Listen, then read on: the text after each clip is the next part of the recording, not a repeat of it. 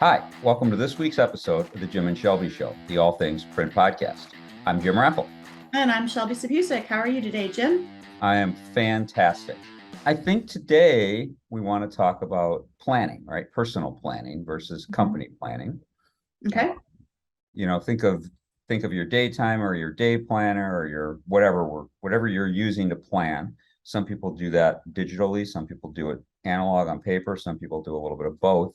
But that's what we want to talk about today versus our company. We plan with digital tools. We use something called Basecamp and of course other tools, email, file sharing, and all of that stuff. But that's not what today is about. Today is about what do Shelby and I each do individually to keep our personal responsibilities, both within the company and outside the company, organized on a daily basis. So, I um, think actually for me, Jim, it's more about work-life balance and time, okay. and a little bit less about tasks, I guess.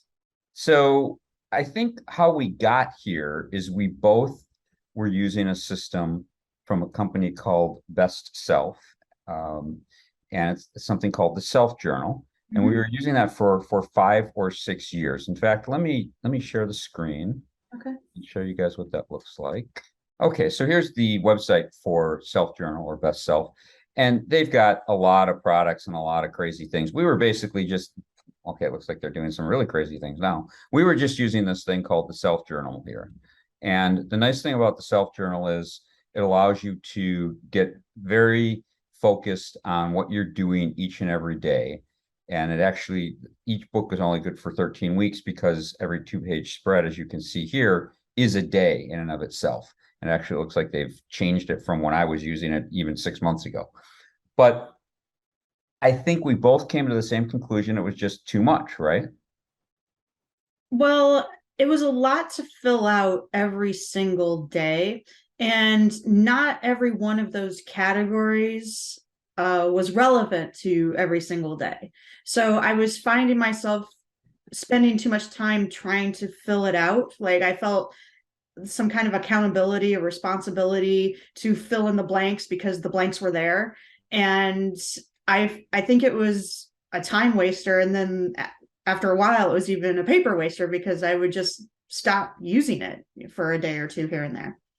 And I feel like I took a different approach is I started using it like filling in sections that were for one thing for something entirely different because I'm like, I don't really care about that, but I do care about this, whatever this is. And so I started making the planner my own, but there were just huge sections of it that I just wasn't using. I mean, if you have no system, if you've really never planned and goal set and all of those things, it's a great starting point. It's got the ability to set quarterly goals. It's got the ability, it has a monthly calendar. It has, I don't know if it has weekly or not. I've never really looked. But there are like weekly checkups at the end of the week and the two-page spread. And I mean, it's very granular. And for someone who is trying to figure out what works for them, it's a great starting point. And hey, I used it for 5 or 6 years. So I'm not saying there's anything wrong with it. I'm just saying I outgrew it, basically, Mhm. in my case. So you guys are probably wondering, what do I do now, right? Are you I'm wondering? not. You're not? So what I decided is I wanted to do my own thing. I wanted to do it my own way. And that means I still wanted paper products because I love working in a paper notebook. I have digital tools as well, and we'll probably talk about those as we go on. But I love working in a paper notebook. Now, this is one from a company called Field Notes. Let's share the screen again and show you what Field Notes looks like. So the neat thing about Field Notes is it's put together by the company's a bunch of designers, I guess in two different cities who collaborate, and then they print these books, the little ones this size, every quarter. They do what's called a quarterly release, and they're all a little different. And so I'll show these again when we go back to full screen. But you can see the current quarterly release is the Craft Plus, and it's just all about ink on paper and typography, and they have a really good sense of humor if you read the inside front and back covers. And so I like that part. I liked because they're printed in Chicago. Many of them are printed by a printing company that we work with as consultants, and that's kind of cool. and so I don't know, I felt like it was the right base package for me to work with. They have different styles and sizes of notebooks. They do have, Shelby's gonna laugh because I have a bunch of notebooks. They have a little bit bigger notebook. You can see these are two different sizes. They've got some wire bound notebooks. And the wire bound one in my case is a weekly. So, why do I have all of these? Why do I choose to do it this way versus a single notebook? Because I feel like it works better for me. Here's scroll through here a little bit. You can see all the different products they have, and you can go check on that yourself later. But why do I have so many different things? I'm going to talk about the weekly aspect of it last. I use the big notebook for what I call big goals. So in this notebook, I do an annual review of what I thought happened last year, and then I set some goals for the year based on what I want to accomplish, and I set up sections where I can do what I call monthly check-ins. I basically did it myself, and it's like once a month I'm going to check in and see how I'm doing on the goals, and that way that's in this book. And honestly, I normally wouldn't have this book with me because I only look at it once a week. And then I work on it monthly, but I brought it along just so I'd have it with me. So that one's normally just, back home, sitting on my desk waiting for me. On a daily basis, I'm working in one of the smaller books. And what I did is I got a little crazy after handwriting all of this information every day for the better part of 2 or 3 months. I had a stamp made. It's a great big stamp. It's like 3 inches by 5 inches. And it's got the sections that I filled out every day because I was handwriting those sections. So there's just things I keep track of. Obviously, the date, where am I today? I keep track of some number of days I count for something.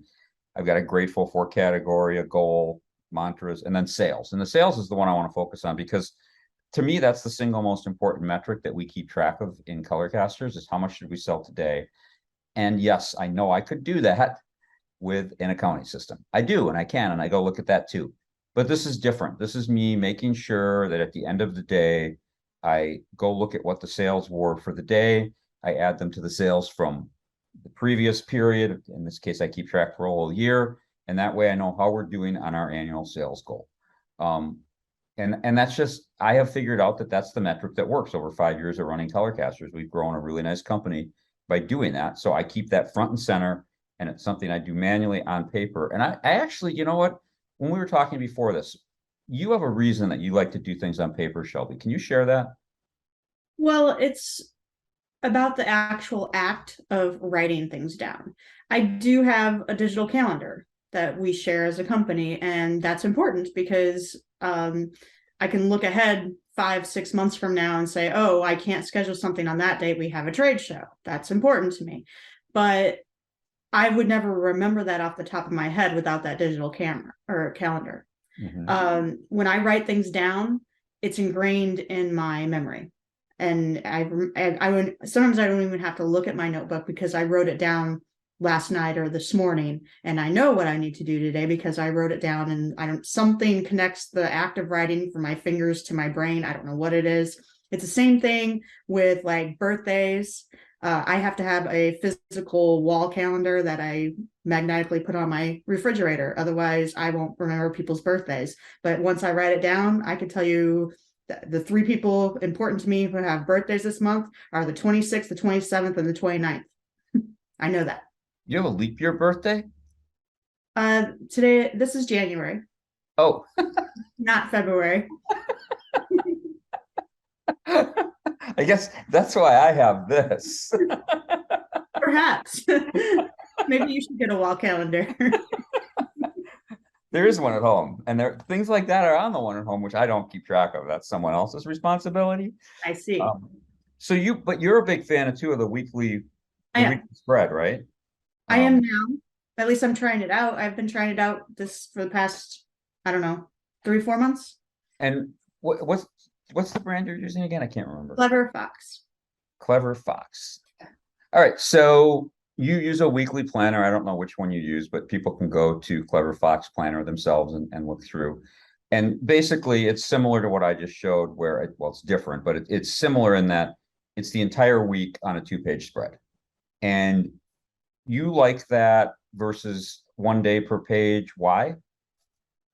Um, well, with the self journal, which is really the only other one I've used in this manner, I felt like there was just too many blanks to fill in every day.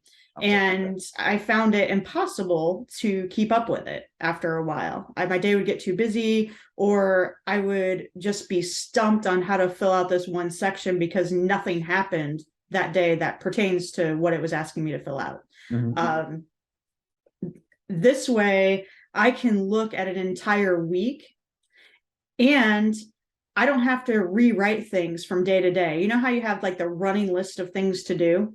I Well, do. here's a running list of things I want to get done this week. It's not like I didn't get it done today, so I have to write it down again for tomorrow. You know, this is what I want to get done this week, and I have the whole week to accomplish that. Now, do I have things on the days, each day that I accomplish? Yes, but they're smaller goals. So if there's, I don't know, doing my expense report for taxes, let's call it, it's around this time of year, right? I'm trying to get that done. So it's not something I'm going to sit down and bang out in a single day, but can I say during this one week, I'm going to get that done and check it and everything? Yeah, I can do that. And so I don't have to write that down 7 times. I just write it down once and it's right there at a glance when I look at this 2-page spread. Mm-hmm. Mm-hmm. Well, it's interesting that you mentioned um, digital to-do lists. So what I'm writing in my little notebook every day is the things that are top of mind that I believe to be most important. And then I do that without looking at my digital list. Sometimes I look at my digital list first. And so that's another piece of my organizational puzzle. I use something called Moleskine Journey, and it's a piece of software. And I guess I don't even know. Let's see if we go look at the App Store. Maybe we'll get to see more about it.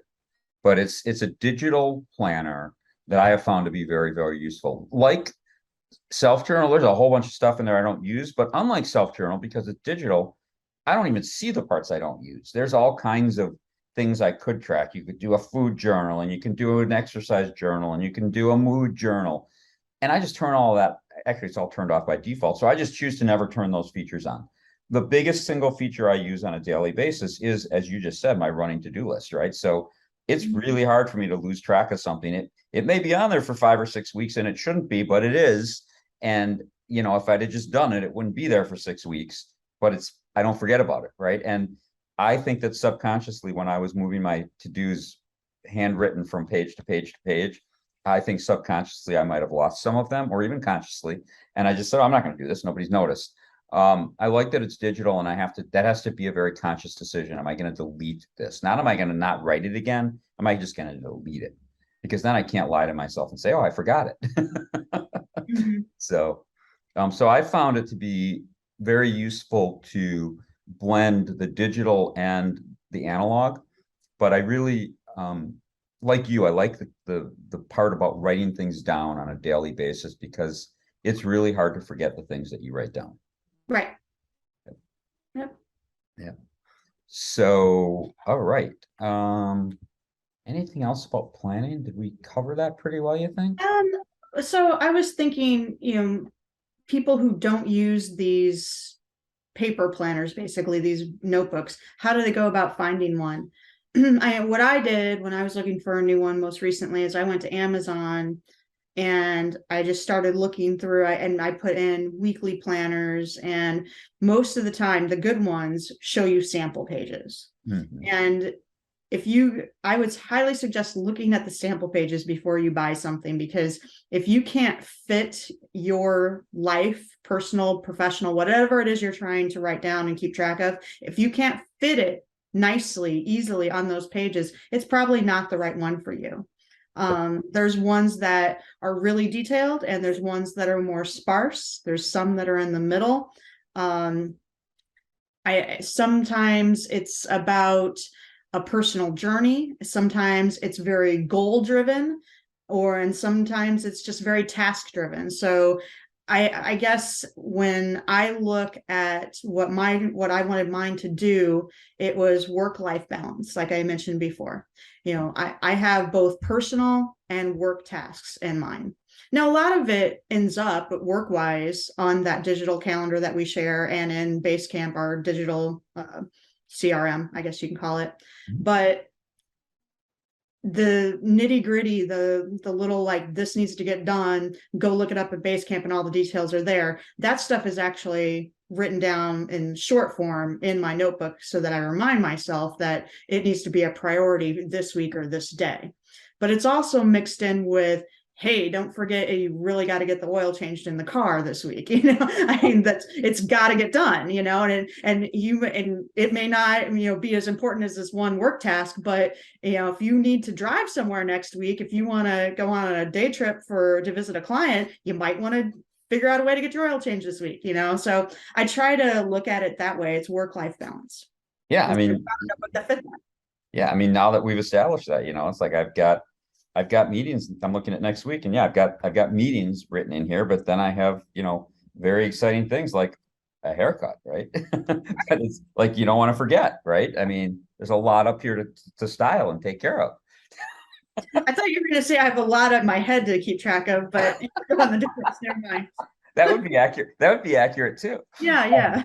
But no, I know what you mean. Like and that's kind of what I like about the personal paper part of it, is that I can mix the two, and they're not distracting other people because they're separate, right? And for me, they're together, but they're separate from the work part, which I like.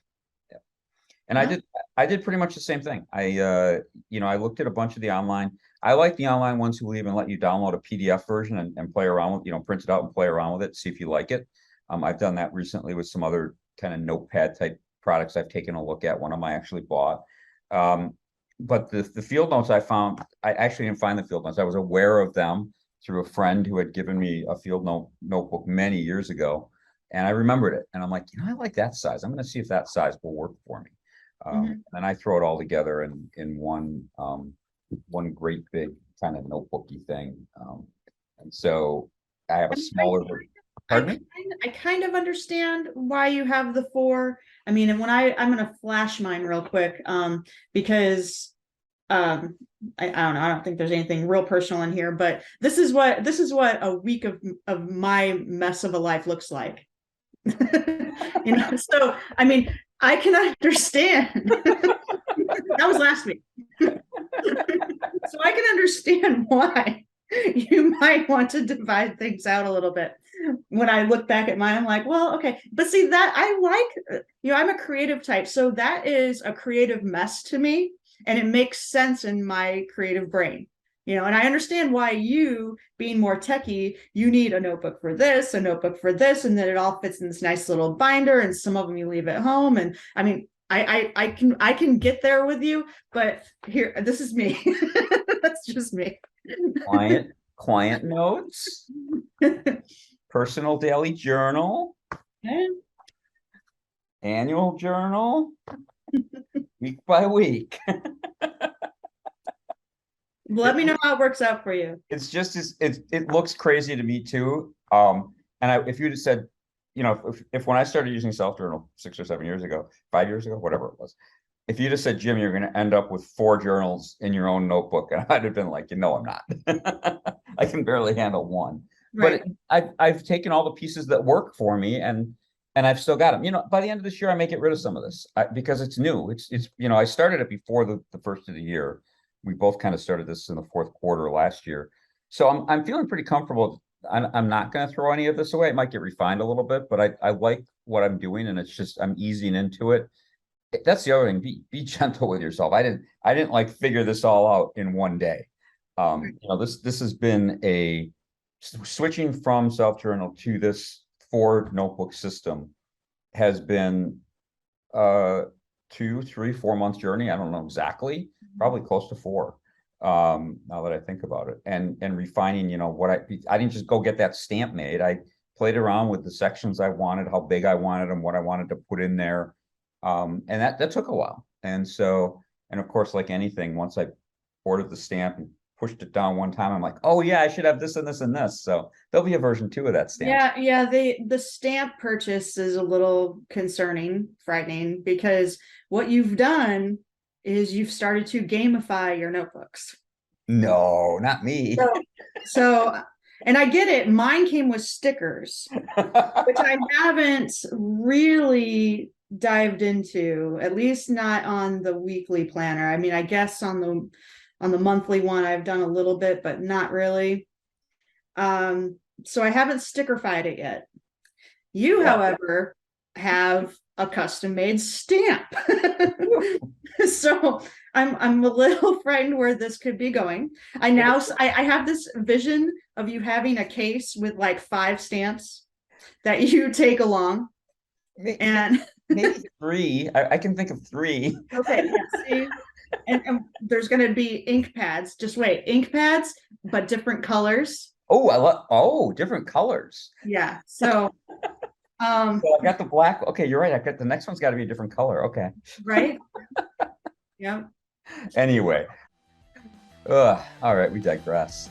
I think this has been a fun episode. Hopefully, you guys got something out of it. And unless you've got something else, Shelby, I think we'll sign off. See you next week. All right, bye.